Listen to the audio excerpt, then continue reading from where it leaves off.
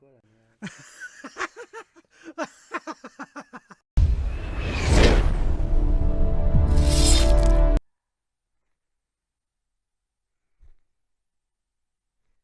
Bog ljudi, bog svima i bog Burasi.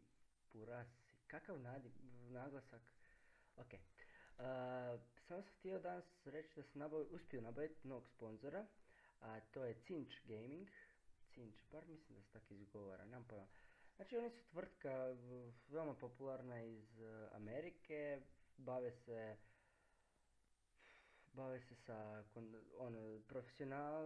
profesionalno i amatersko kontroleri, znači tipkovnica, miš, joystick i takve pizdarije. To sve možete naći kod njih i bla bla da ostvari 5% popusta sa mojim kodom, a moj kod je VRS69 kao i uvijek. Bože. Znači, to sam samo htio reći, zanemarite moju pozadinu, ovo je moj ured iza, tako da aha, ovo ne bi trebao sponzorirati. Ok, dobro.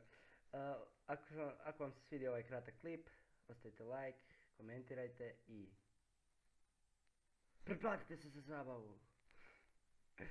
Ljudi bog. 911!